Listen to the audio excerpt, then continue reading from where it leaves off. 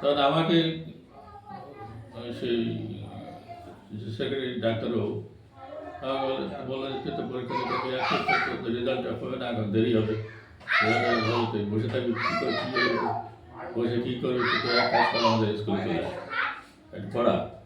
হ্যাঁ, পড়া তখন অবস্থাটা এরকমই ছিল, শিক্ষক নাই তো, ওর স্কুল আছে কিন্তু কতজন টিচার ছিল তখন? টিচার নাই। তুমি যখন জয়েন করেছিলে? আমি যখন যে আমার গ্রাজুয়েট টিচার তখন দুইজন, না দুইজন ছিল, আগে দুইজন ছিল। ওইখানে আসে কি বলে, ওই রাজ, अभी राज के डेके आनो तो दो मिनट, राज के डेके आनो जाओ, राज के डेके आनो जाओ। ओए राज, राज শুনে আমি তখন ভাবলাম যে ঠিকই আছে, বসে থাকি কী করবো, যাই স্কুলেই পড়াশোনা করি। কেমন যেন নিজেরও একটা হচ্ছিল ওই ছাত্র অবস্থাতেই আমার যেন শিক্ষক হওয়ার একটা যেন মনোভাব ছিল আর কি, যে না সেই আর কি পড়ালেখা শুরু গেলাম। রেজাল্টের আগে পর্যন্ত ভলেন্টারি সার্ভিস গেলাম, দেওয়ার পরে যখন রেজাল্ট আউট হলো তখন অ্যাপয়েন্টমেন্ট পেলাম, অ্যাপয়েন্টমেন্ট করলাম, তখন মোটামুটি স্কুলের শিক্ষক হিসাবে ঢুকে পড়লাম আর কি। এবং তখন আমাদের বেতন ছিল মাত্র 70 টাকা। 70 টাকা ছিল, আর 35 টাকা ছিল কি বলে ডিএ, সেটা সেই 35 টাকার মধ্যে দুই ভাগ ছিল, 17.5 টাকা আর 17.5। হ্যাঁ, স্কুল দিত 17.5 টাকা আর সরকার থেকে দিত 17.5 টাকা। তো সরকারের ওটা হচ্ছে ওই প্রভিশনাল, স্কুল যদি দেয় তবেই আমরা দেব, সরকারের কন্ডিশনে। তো এখানে স্কুলগুলো তো তখন কী হয়, লোকের টাকা সেই চলতো, যেটুকু ছিল সে টিউশন ফিতে চলতো। তো সেইভাবে দেখা গেলো সর্বটা করলে ওই 105 টাকা। হ্যাঁ, 70 টাকা 35টা 105 টাকা। এটা 1960 সালের ঘটনা বলছো? 1960 সালের আগস্ট মাসে। আর কতজন যেন টিচার ছিল বললে তখন?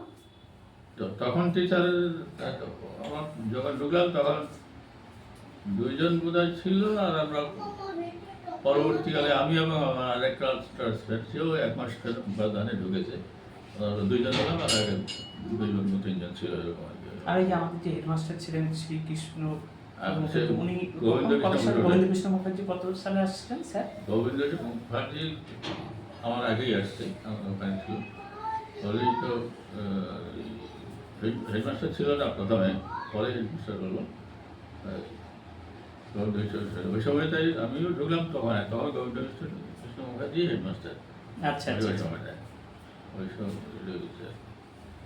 যাই হোক, স্কুলে তখন ওই রকমই আর কিছু শিক্ষকের অভাব, যার জন্য টানাটানি করছে, ওখানে ঢুকলাম।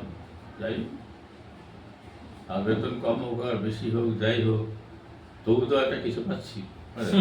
এবং সেটাও আবার ছিল, ওই যে একবারে যে টাকাটা দিচ্ছে তা না, কিস্তি, বছরে 3 বার, 3 কিস্তিতে টাকাটা দেওয়া হতো। আচ্ছা, আমাদের এই যে কুশমন্ডির যে রাস্তাটা এখন এরকম চওড়া, এই রাস্তাটা মানে কি প্রথম থেকে মানে এরকম ছিল না? এই রাস্তাটা কত সালে এরকম একটু ভালো যোগাযোগ? আমি যখন 1950 সালে আমি আসি প্রথম, 1950 সালে যখন আসি তখন এই রাস্তাটা সবে মাটি ফেলা হচ্ছে আর কি। আচ্ছা, মাটি ফেলে এটা একটা চওড়া করা হয়, সেটা একটা আলের মতো ছিল। হ্যাঁ, মাটি ফেলে এটাকে করা হচ্ছে, পাকা রাস্তা নয় তখনও। আচ্ছা, হ্যাঁ, আমরা আসার পরে তারপরে পাকা তখন শুরু হলো, মানে মোটামুটি 60 সাল।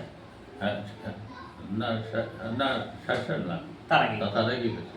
আচ্ছা, 60 সাল। তখন ওটা কানেক্টিভিটি হলো বুনিয়াদপুর আর কালিয়াগঞ্জ। হ্যাঁ, তাছাড়া যাতায়াতের কোনো ব্যবস্থা কিছু ছিল না। আমি যে প্রথমে ওই যে বললাম 50 সালে আসলাম, তখন তো কালিয়াগঞ্জ আছে যখন আমরা সব, তখন তো এখানে কোনো গাড়ি ঘোড়া নাই, ওই কাঁচা রাস্তা, এখান থেকে আসতে হবে। তখন গরু গাড়ি ঠিক করলাম, গরু গাড়িতে করে সব গরু গাড়িতে করে, তো ওর বাচ্চা কাচ্চা ছিল, ওরা গাড়িতে উঠলো, আমরা কিছু হাঁটতে হাঁটতেই আসলো। হাঁটতে হাঁটতে সে হয়েছে যে আমাদের ইতিহাস তো অনেক কিছু আছে না, আসার একটা তো বললাম না, 1 মাস লেগেছে আমার আসতে। হ্যাঁ, আর এইখানে কালীগঞ্জ থেকে কুসুমুন্ডি এসেছি সকাল ওখানে 10টাতে গাড়িতে ইয়েতে তারপর সন্ধ্যাবেলায় এসে পৌঁছালাম কুসুমুন্ডি। এমনকি এখানে তখন থাকারও জায়গা নাই, কিচ্ছু নাই, অফিস ঘর, থাকার যে অফিস ঘর সেই অফিস ঘরেই থাকা। আর থাকার ঘর একটা পিছনে ছিল, ওরা যে থাকতো যে ঘরে ওই ঘরেই ওই আর বারান্দাতে কিছু মেঝেতে কিছু হয়েছে কোনো রকম করে কাটানো। কিছুদিন বেশ কিছুদিন এভাবে কাটার পরে তারপর আস্তে আস্তে এদিকে একটু বাড়ি বেরোতে চেষ্টা করে বন্ধুরা হলো কিছুটা শেষ করলো। হ্যাঁ, চলতো আর কি। যাক, তোমাদের অনেক ফাইটিং হিস্ট্রি। আমাদের হ্যাঁ। মতো এরকম সিম্পল না, মানে চট করে স্কুলে গেলাম গিয়ে সেখান থেকে পুরোপুরি তা না, তোমাদের অনেক আপ অ্যান্ড ডাউন। না, প্রত্যেকের না, জীবনে আপ ডাউন থাকে, কিন্তু তোমাদের জীবনে একটা আলাদা রকম টাইপের পুরোপুরি। আমাদের এখনকার পুরোপুরি তো নিজের- ভয়।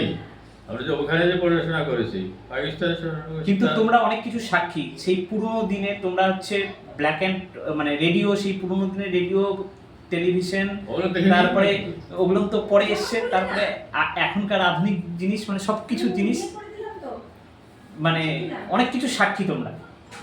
সেই হ্যাঁ। হেল মানে হেল অ্যান্ড হেভেন ডিফারেন্স সবকিছু। সাক্ষী বলতে কি আমরা আমাদের ওই আমলকেও দেখলাম, বর্তমান আমলকেও মোটামুটি দেখে যাচ্ছি।